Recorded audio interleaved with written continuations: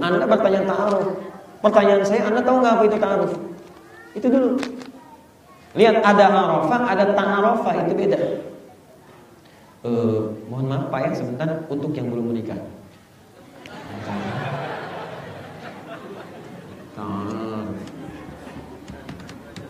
Saya tidak bertanggung jawab Bu ya kalau dipraktekkan di tempat yang salah. Di sini. Ya. Fokus. Di ada arafah, ada ta'arafah, itu berbeda. Ini tambah ta, ini tambah alif. Asalnya dari kata arafah, ain rafa. Arafah itu asalnya mengetahui, tahu, atau menggali sampai tahu. Jadi kalau Anda naik ke atas bukit yang tinggi sampai kelihatan di bawahnya, sampai Anda amati, Anda ketahui, nah itu bukitnya disebut dengan orf. Jamaknya disebut dengan a'raf, sehingga muncul surah Al-A'raf. Kenapa disebut dengan bukitnya Al-A'raf? Karena nanti ada orang masuk surga, ada orang masuk neraka. Tapi ada orang yang bekalnya sama-sama 50%. Amal solehnya 50%, amal salahnya 50%. Jadi kalau amal solehnya 50,01, amal salahnya 49,99, masuk surga dia. Amal salah 50,1, amal soleh 49,9, ke neraka dia. Ya, dihabiskan dulu kekurangan di situ, baru dimasukkan ke surga. Tapi yang jadi masalah, amal soleh 50, amal salah 50, imbang di situ. Kemana dia? Dia belum ke surga dan tidak ke neraka. Dia ditempatkan di bukit yang tinggi, namanya Araf. Ya, Quran surah ke-7 Al-A'raf, dari ayat 47 sampai ayat ke-50-nya. Maka disimpanlah dia di atas di Al-A'raf ini, dia bisa mengamati. Dia lihat yang ada di surga, dia di surga, pengen dia ke surga. Tapi dia nggak sanggup menoleh ke yang neraka karena takut dengar jeritan-jeritannya. Maka dia memohon kepada Allah dengan rahmatnya untuk dipindahkan ke surga. Maka dengan kasih sayang Allah diberikan syafaat, dipindahkan ke surga. Cuma nunggu sampai selesai proses hisab. Hisab satu harinya 1000 tahun. Baik. Ya, kalau sudah tahu jangan disiapkan, gitu ya. Siapkan untuk yang baik-baik. Nah sekarang lihat sini. Jadi lihat, mengamati, tahu sampai detailnya disebut dengan arafah. Kalau Anda tambahkan tak di depannya, kemarin saya sudah ajarkan, ini sesuatu yang serius, sungguh-sungguh. Awas, jadi kalau Anda ingin merencanakan pernikahan, Anda mesti serius, jangan main-main. Mohon izin Bu ya, para orang tua, jangan Anda terima proposal siapapun pemuda yang ada di sini, yang cuma ingin ngetes ke rumah Anda kalau dia tidak serius membawa cintanya. Ini. Makanya ketika Nabi mengatakan Anda mencari, lihat 4 hal. Tunkahul mar'atu li arba'in. Kalau Anda ingin serius mencari pasangan, kata Nabi, siapkan cari 4 bagian, 4 ciri utama. 1, lihat kalimatnya, lima liha. Kadang-kadang karena faktor harta bendanya. Tapi itu bukan dominan. Kalau pengertian dulu orang jahiliyah, mohon maaf, dulu motivasi orang tuh cari yang kaya. Cari yang kaya. Tapi dalam pengertian Islam ketika diterangkan tentang mal ini, bukan kayanya, tapi kemampuan calon istri Anda untuk memanage harta Anda ketika Anda bisa mendapatkan setelah bekerja. Karena Anda punya tugas untuk bekerja, cari nafkah. Nah kalau Anda punya kemampuan mencari nafkah, baru punya kemampuan 5 juta, Anda jangan cari pasangan yang zakat malnya sampai 10 juta. Capek Anda. Cari yang sesuai. 5 liha, kemampuan memelihara hartanya, merawat hartanya. Jangan lagi digeserkan kepada, mohon maaf, mencari yang kemampuan hartanya luas supaya Anda bisa hidup nyaman misalnya. Ya, sementara Anda tenang-tenang begitu saja, itu tidak diinginkan. 2, li jamaliha. Jamal. Apa jamal artinya? Bukan. Kalau cantik jamilah. Mulan cantik, Mulan jamilah, ya kan? Bisa. Kalau laki-lakinya jamil, ganteng. Saiful ganteng, Saiful jamil, ya kan? Bisa. Kenapa? Baik, sampai hilang penghapus. Lihat sini. Gak apa-apa Mas. Gak apa-apa. Ada Jamal, gini, Jamal. Ada Jamal, gini. Hati-hati ya, hati-hati. Ada Jamal itu beda. Kalau ini Jamal itu sifatnya. Pemiliknya kalau laki-laki Jamil, kalau perempuan Jamilah. Kalau yang ini unta, jantan. Unta disebut ibil, unta jantan disebut jamal, unta betina disebut naqah, unta tunggangan disebut nanti bighal, gabungan dengan kuda. Baik, lihat sini. Jadi kalau Anda namanya Jamal, jangan salah tulis. Di paspor ditulis Jamal pakai yang ini, terus umroh ke Saudi. Masya Allah, begitu umroh dikasih kostum Jamal. Anda yang ini nih, ini luar biasa. Baru ini unta bisa bicara ya. Iya. Ayo, Jamal. Jamal itu lebih kepada sifatnya. Ya, bukan parasnya. Bukan hanya parasnya, tapi lebih kepada sifat-sifat yang menampilkan keindahan. Awas hati-hati, kadang-kadang Anda melihat memang parasnya, cantik itu kan kadang kata orang relatif. Kalau jelek kan mutlak gitu kan. Baik, tapi dalam sisi lain, kecantikan wajah itu kadang tereduksi dengan keburukan bagian dari sikap dan perilaku. Maka itu ada istilah muncul inner beauty dan sebagainya. Bisa relatif. Menurut Anda ini cantik, menurut orang lain belum tentu. Maka dari itu dibuatlah sebuah batasan oleh Nabi. Nabi tidak menyebut jamilah atau jamil. Nabi menyebut jamal, keindahan yang menampilkan. Nah ini prinsip-prinsip ketenangan ketika berumah tangga. Akhlaknya, senyumnya, ketenangannya. Saya kasih rahasia ya. Ini untuk kita saja aja ini. Sayyidah Khadijah. Saya mau tanya pada Bapak Ibu. Pak ya, tanya Bapak. Khadijah dengan Zainab cantik mana? Pernah lihat? Nggak usah dijawab ya. Kalau tidak tahu katakan. Tidak tahu bisa dijawab. Aneh antum. Hari ini agak aneh ini. Mohon maafkan saya Pak Krisna. Baik. Lihat sini. Zainab itu dilukiskan. Kalau melihat mata sulit melirik, wajah sulit berpaling.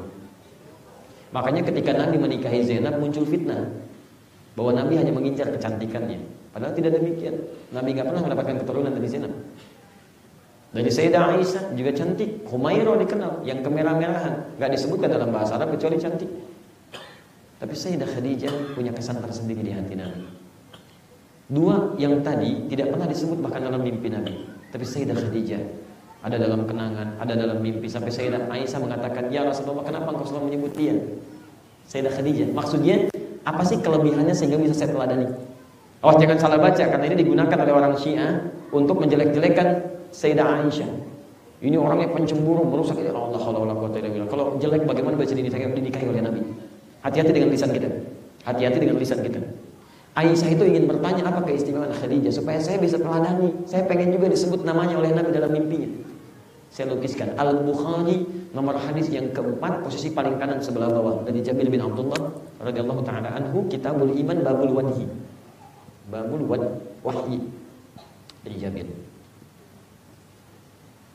Satu kali setelah turunnya wahyu yang pertama, Iqra bismi rabbikal ladzi khalaq, itu beberapa ada fase tidak langsung turun. Sehingga muncullah situasi Nabi naik ke Gua Hira. Saya ilustrasikan begini dari sana. Nabi menerima wahyu di mana? Anda kok ringan sekali menyebutkannya. Sudah pernah ke Gua Hira? Saya pernah naik ke Gua Hira. Jadi nanti Bapak Ibu kalau mengajar anak-anak menjelaskan Nabi menerima wahyu, tolong turunkan ini. Saya punya rekaman videonya. Saya pernah naik ke atas itu. Itu Gua Hira dari rumah Nabi ke gunungnya saja Jabal Nur. Itu kisaran 6 sampai 7 kilo.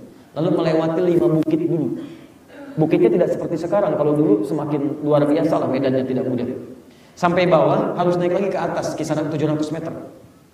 Sampai ke sini turun lagi sedikit gini. Baru ditemukan di situ ada guanya. Kenapa yang dipilih itu padahal banyak gua yang lain?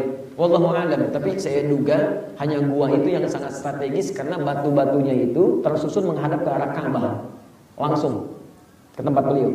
Dan ujungnya itu membentuk seperti teropong. Jadi beliau di situ bisa mengamati keadaan umatnya, terus bertahan kepada Allah. Jadi begitu melihat ada yang tidak baik, berdoa, tidak baik berdoa. Singkat cerita, begitu ke sini wahyu turun. Turunlah diputuskan oleh beliau pulang. Pertengahan siang bolong, tahu orang Malaysia siang bolong, kosong gitu kan, sunyi dan seterusnya. Turun, begitu turun tengah-tengah, tapi kosong lompong, sunyi seketika, tiba-tiba ada panggilan Muhammad. Beliau tengok kanan kiri tidak nampak siapapun. Depan belakang tak ada orang satupun. Melihat ke atas, ada sosok yang tidak pernah beliau lihat sebelumnya. Karena waktu Iqra itu turun, malaikat Jibril sedang menyamar jadi manusia, laki-laki, memeluk beliau. Kalau ini nampak aslinya. Ada satu makhluk beliau seperti duduk antara langit dan bumi. Karena yang ulu bainas samai, duduk begini. Muhammad. Gambaran inilah.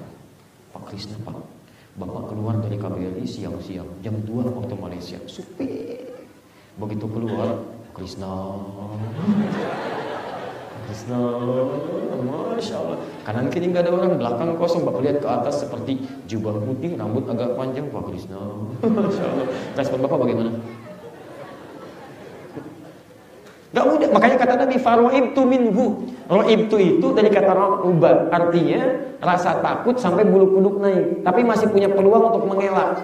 Karena situasinya masih luas, beliau langsung bergegas. Sampailah kemudian di rumahnya. Ini yang paling menarik. Lihat ya, saya mau terangkan kata Jamal. Begitu diucapkan salam di pintu rumahnya, Assalamualaikum, diketuk, keluarlah Sayyidah Khadijah. Demi Allah saya katakan, Sayyidah Khadijah yang kecantikannya tadi saya lukiskan dibandingkan dengan Sayyidah Aisyah dan Zainab, begitu dilihat wajahnya oleh Nabi, setengah ketakutannya hilang. Itu Jamal. Memang kalau Jamilah relatif, tapi kalau Jamal itu luar biasa. Lihat wajah istri, setengah kegelisahan hilang, Pak. Tenang itu setengahnya. Begitu masuk kata Nabi, Zammiluni, tolong selimuti saya. Tiba-tiba genggaman itu membuat ketenangan semakin terasa. Masuk ke dalam kamar, berbaringlah yang mulia sallallahu alaihi wasallam, diselimuti oleh Sayyidah Khadijah. Perhatikan kalimatnya. Selimut materi fisik yang diselimutkan itu tidak lebih hangat dibanding kalimat yang keluar di lisannya. Lihat kalimatnya. Zaujil karim, suamiku sayang. Engkau ini tuh orang baik. Kau tidak punya musuh. Kau suka sambung silaturahim. Kau suka bantu orang. Yakinkan pada dirimu, aku akan selalu bersamamu dalam suka dan duka. Begitu kalimat itu meluncur di lisan beliau yang mulia itu, tiba-tiba tenang seluruhnya, hilang segala kesulitannya. Itulah jawabannya. Maka turunlah kemudian malaikat lagi mengatakan kalimat. Lihat, turun ayat dikatakan kalimatnya, ya ayyuhal muddatsir qum fa'anzir wa rabbaka fakabbir wa thiyabaka fatahhir. Asbabun nuzul ayat ini tidak hanya terkait urusan dakwah, tapi bagaimana problematika suami yang ada di luar bisa ditenangkan ketika melihat istri di dalam rumahnya. Jadi kalau Anda ingin cari pasangan, jangan cuma dilihat tampilan cantiknya, tapi cerewetnya luar biasa misalnya, membuat Anda nggak tentram. Ya, coba hadirkan. Bapak kalau misalnya pulang ke rumah, Masya Allah, melihat ibu, Allahu Akbar, lihat istri Anda setengah kegelisahan, Anda hilang. Khadijah. Tapi Anda punya masalah, begitu melihat istri Anda bertambah masalah, susah. Maisarah aja enggak, ya. Baik. Ini, cuma ya, hadirkan situasi itu. Dan ibu saya kasih bocoran sedikit Bu ya. Istri Nabi ada berapa? Istri Nabi. Ya sudah ya, paling gampang, lebih daripada 4. Paling gampang, ada 11, 2 kemudian berpisah duluan, 9 itu bersama beliau. Poinnya adalah, catat ini ya, saya punya materi khusus nanti mudah-mudahan, tapi saya tidak yakin ada rekamannya karena ini belum direkam oleh Ahyar TV. Kami ada kajian namanya Pesona Istri Rasulullah SAW. Masya Allah, kenapa Nabi diperkenankan menikah lebih daripada 4 istri? Karena ternyata setelah diteliti, dilihat lagi, semua istri-istri Nabi itu memiliki karakter yang menjadi miniatur dari semua karakter perempuan di muka bumi. Jadi semua perempuan-perempuan itu akan ditemukan karakternya, miniaturnya pada istri-istri Nabi. Dari yang paling cemburuan sampai yang paling perhitungan ada. Sebelum menikah dengan Nabi. Tapi begitu menikah dengan Nabi, Masya Allah, cemburuan tadinya dalam urusan dunia. Begitu sudah menikah, gimana caranya kalau si fulana bisa mendapatkan wahyu itu dari Nabi, mendengar informasinya, saya pun mesti tahu. Kalau dia tahajud, saya pun mesti tahajud. Perhitungan yang tadinya urusan dunia, sekarang bagaimana caranya satu kurma jadi ibadah. Dulu uang belanja. Sekarang bagaimana kurma satu yang akan dihisap ini jadi ibadah. Bapak pulanglah ke rumah dan cek kira-kira istri Bapak mirip siapa. Apakah Zainab, apakah kemudian Aisyah, apakah kemudian Khadijah dan sebagainya. Ya, mudah-mudahan Bapak dapat yang terbaik. Ibu jangan bilang amin, lihat dulu mirip siapa. 1, 2, 3. Ini belum selesai ya, belum dijawab nih. 3 nasabiha, nasab. Ini tadi kaitan dengan pertanyaan Anda. Latar belakangnya, pendidikannya, culture-nya dari mana dia. Karena setiap pendidikan latar belakang kan menentukan kekompakan Anda ketika Anda kemudian berumah tangga. Hati-hati. Lihat hati-hati. Kadang-kadang ayat ini ditampilkan di surat undangan, anehnya yang undang nggak pernah baca ayatnya. Lihat undangan pernikahan. Seperti firman Allah Ar-Rum ayat 21. Masya Allah. Wa min ayati an khalaqalakum min anfusikum azwaja. Yang undang nggak baca. Kirim pada orang. Padahal yang undang itu harus tahu isi undangan. Ini yang diundang suruh baca, yang undang nggak pernah baca. Padahal ayat itu harusnya ditilawahi sebelum dia menikah. Lihat, ketika Allah satukan dua insan, pertama disebut dengan anfus. Anfus itu dari kata nafas. Nafas itu pribadi yang punya karakteristik bisa berbeda dengan yang lainnya. Kata Quran, ketika Anda menikah, Anda jangan punya persepsi semua pasangan Anda mesti sama dengan Anda. Dia lahir aja dari ibu yang beda, di keluarga yang beda, pendidikan bisa beda, lingkungan bisa beda. Perbedaan itulah yang nanti mesti Anda ketahui. Dari mana nasabnya, dari mana asalnya, apa aliran orang tuanya, bagaimana kemudian cara mengakomodirnya, termasuk pertanyaan Anda. Bagaimana cara mengatasinya? Azwaja, jamak dari kata zauj. Couple. Zauj itu dua yang beda, tapi ketika dipasangkan jadi harmoni. Dua yang beda, ketika dipasangkan jadi harmoni. Anda tahu sepatu? Kanan dan kiri sama nggak? Beda, tapi kalau dipasang jadi enak. Coba lihat, kalau Anda punya sepatu kanan aja, ini kanan, kan susah. Ini kanan, ini kiri. Tapi ketika dipasangkan dan digunakan, dia bisa harmoni. Kanan jalan, kiri di belakang, kiri jalan, kanan di belakang. Belum pernah temukan saya orang yang jalan, dua-duanya pengen bersaing. Susah. Anda nggak bisa jalan. Makanya Anda mesti paham dulu apa fungsi kanan, apa fungsi kiri. Kapan ini digunakan, kapan ini menyempurnakan. Anda tadi tanyakan, ada aliran tertentu, cek. Lihat aliran apa itu, pelajari culture-nya, keluarganya dan sebagainya. Jadikan ukuran. Ukurannya apa? Ukuran syariat. Apakah ini menyimpang atau tidak? Sudah ada fatwa dari Syekh Utsaimin tentang aliran yang Anda sebutkan tadi. Yang paling kontemporer, beliau menyebut itu paling dekat dengan Islam. Ada kebaikan-kebaikan di dalamnya. Bahkan beliau mengatakan, saya tidak pernah sepakat dengan orang yang mengecap itu sebagai aliran menyimpang dan sebagainya. Ya, hanya barangkali kekurangan-kekurangan di dalamnya Anda perbaiki. Bisa referensi hadisnya, cari hadis-hadis yang sahih, kalimat-kalimatnya yang baik, cara dakwahnya diperbaiki. Kan ada saudara kita yang kalau berdakwah suka ngetuk pintu rumah orang kan? Ketuk, ayo sholat, itu bagus. Jangan Anda celah, Anda belum bisa melakukan itu, Anda mencela orang lain misalnya. Tapi cara Anda mengetuk diketahui dulu siapa yang diketuk. Karena pernah kejadian di Bekasi, ketika mulai mengetuk pintu rumah orang, ketuk, ayo Pak, kita sholat, kapan lagi Bapak ke masjid? Apa jawabannya? Maaf Pak, saya Kristen. Kan repot kan? Kan kita harus toleransi juga, kita hargai orang, makanya kita petakan. Di saran saya, pertama Anda pelajari dulu, lihat. Kemudian setelah itu, perhatikan apakah ada maslahat atau madarat ketika Anda menjadi bagian dari keluarganya. Kalau sudah muncul maslahat, maka silahkan. Anda kemudian datangi, sampaikan dengan baik, dan Anda arahkan kegiatan-kegiatan itu menjadi kegiatan positif berdasarkan ilmu Anda. Misal, Anda tidak sepakat dengan satu bagian, maka Anda ikuti dulu aja ke situ, Anda lihat, kemudian Anda petakan untuk Anda perbaiki. Saya pernah baru tiba di Indonesia, di satu tempat, itu ada syndrome of power yang terbawa ke situ. Jadi, itu di komplek itu, bos-bos itu, yang kadang sudah pensiun, kemudian ke masjid. Nah, bos di perusahaan pengen dipraktekkan sifat bosnya di masjid. Karena di perusahaan imam, di masjid itu pengen jadi imam. Imam di kantor dibawa di imam ke masjid, kan gak nyambung. Imam masjid kan ada kualifikasinya. Baik, akhirnya apa yang dilakukan?